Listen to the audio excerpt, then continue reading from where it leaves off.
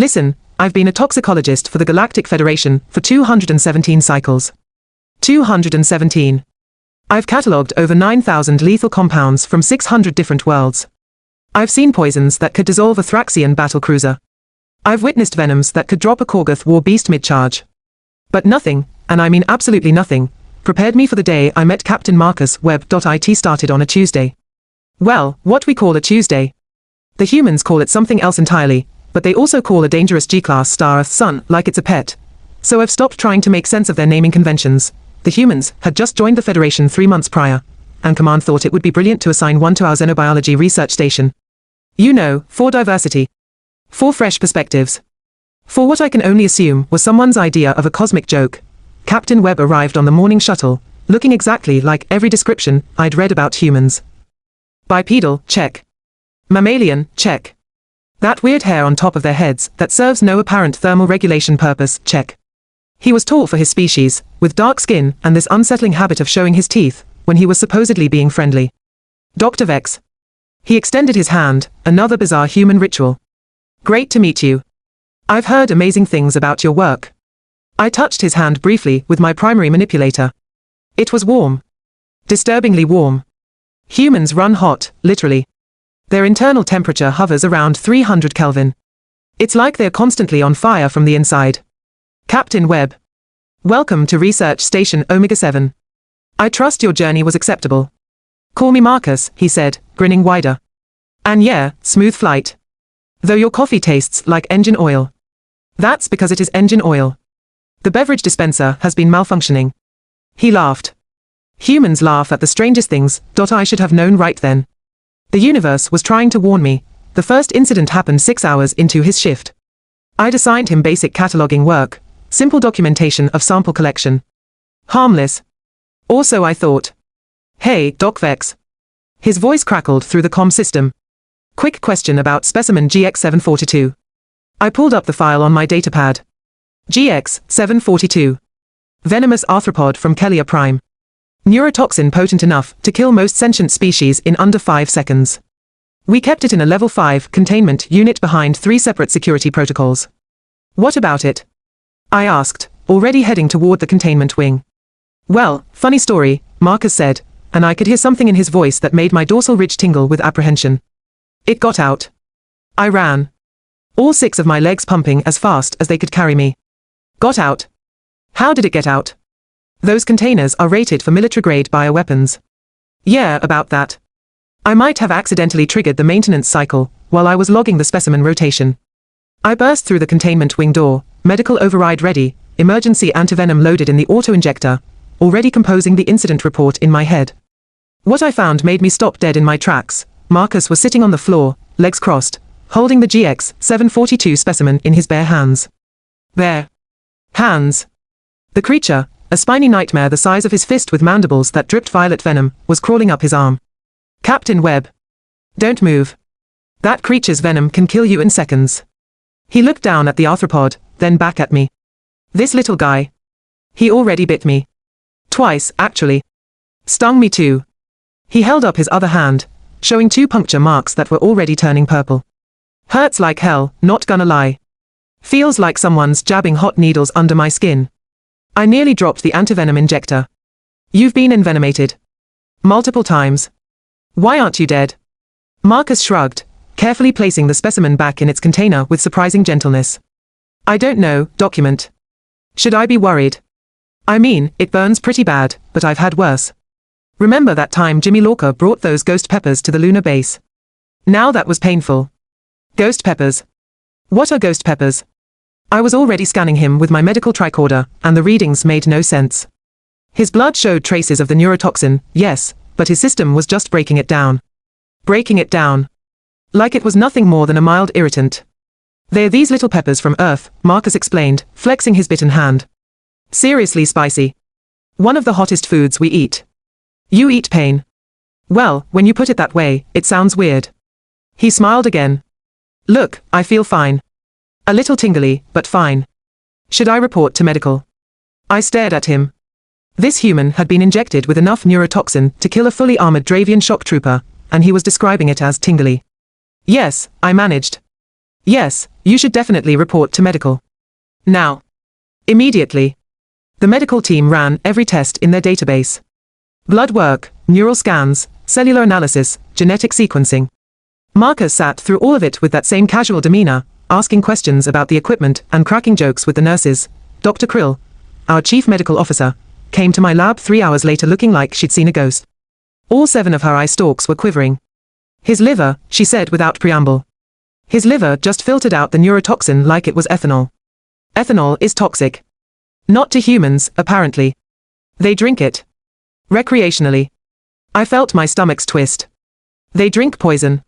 For fun. According to Captain Webb's medical history, he's consumed over 40 different varieties of recreational toxins, including something called moonshine, that can cause blindness in other species. Krill thrust a datapad at me.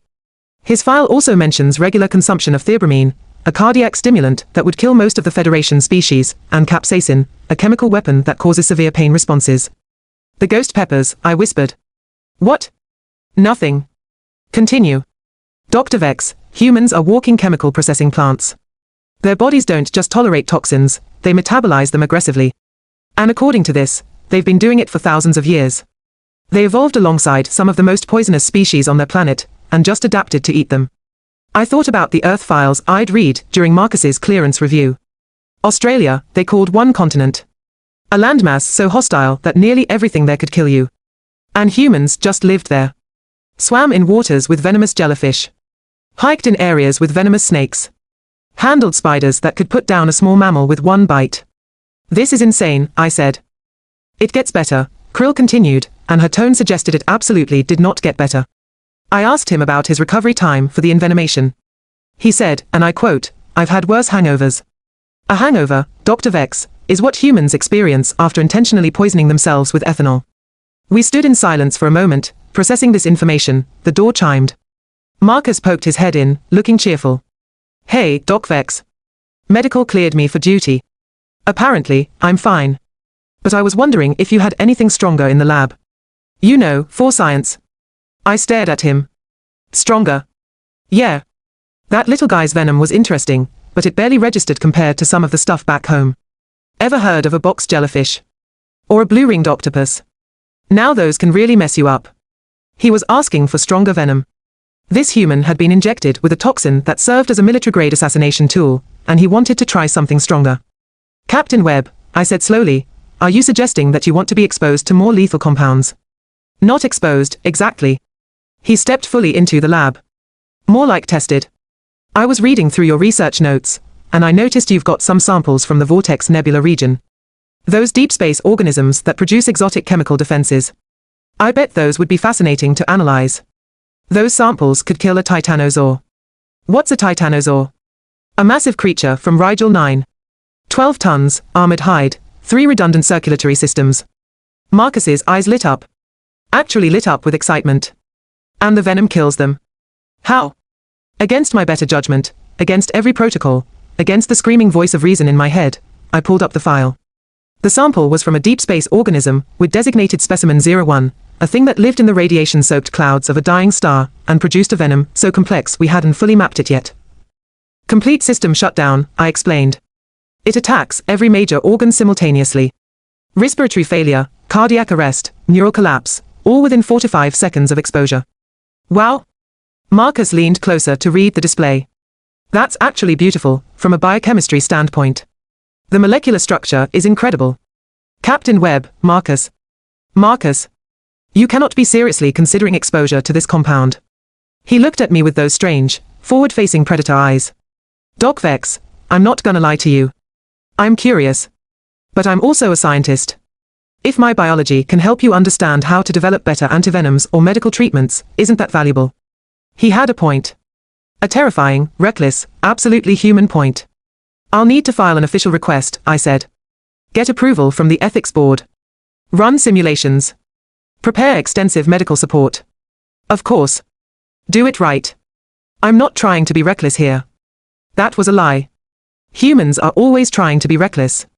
It's practically their defining characteristic, but 3 days later, after mountains of paperwork and several very concerned conversations with Station Command, I found myself in a medical bay with Marcus Webb, a sample of the most lethal biological compound we'd ever discovered, and enough monitoring equipment to track a small fleet. Ready when you are, Doc, Marcus said, sitting on the examination table like we were about to test his blood pressure instead of potentially kill him. I held the injector. 0.3 milliliters. Enough to drop a charging Corlax in its tracks. Last chance to reconsider, I offered. Where's the fun in that? I pressed the injector to his arm.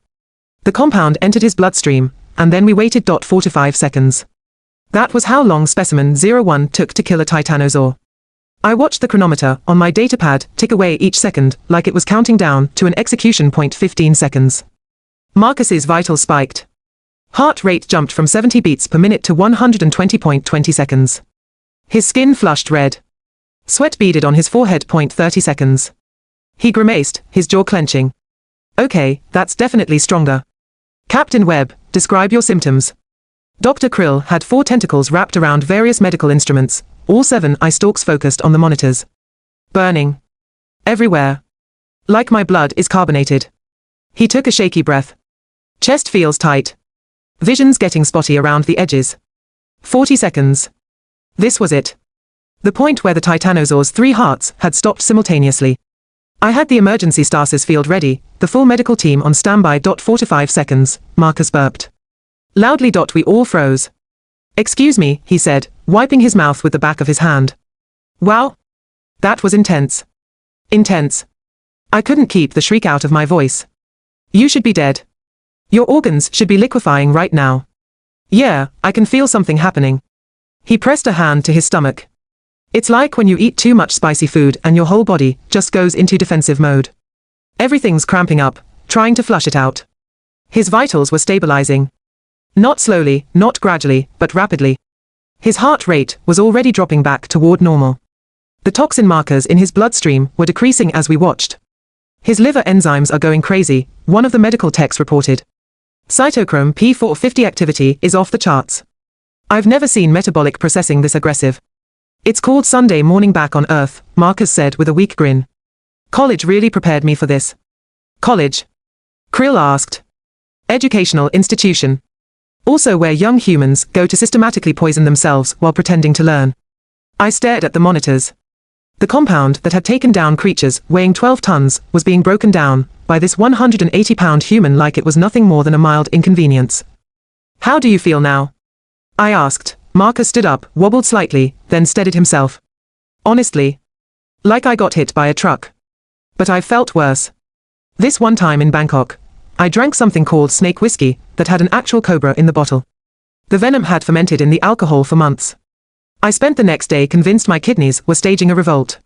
You drank venom-infused ethanol. It was a cultural experience. It was attempted suicide. Potato, potato. He stretched, rolling his shoulders. So, got anything stronger? The room went silent. Even the medical equipment seemed to pause. Anything stronger? I repeated. Captain Webb, Marcus, you just survived exposure to the most lethal biological compound in our entire database. There is nothing stronger. His face fell slightly. Really? Nothing. Nothing that we've discovered, catalogued, or theorized about. You've just experienced the pinnacle of natural toxicology. Huh. He looked genuinely disappointed. Well, that's anticlimactic. Dr. Krill made a sound like a deflating balloon. Anticlimactic. You survived something that should have killed you 4 to 7 times over by our calculations, and you're disappointed. It's just, back home, we've got this thing called the Hot Ones Challenge, where you eat increasingly spicy chicken wings while answering questions. I was hoping this would at least match the final wing. I didn't know what a chicken was. I didn't know what a wing was. I definitely didn't understand why anyone would make food progressively more painful to consume. But at that moment, I realized something fundamental about humans. They weren't just resistant to toxins. They were bored by them. The news spread through the station like plasma fire. Within a day, every researcher wanted to test their samples on the human. Within 2 days, we had requests coming in from other stations. Within 3 days, the Galactic Federation Science Council had declared Marcus Webb a unique biological phenomenon and demanded a full study. Marcus took it all in stride. That's what humans do, apparently. Take galaxy-altering revelations in stride. It's really not that special, he insisted during his 10th interview that week. Humans have been building up tolerances to stuff for millennia.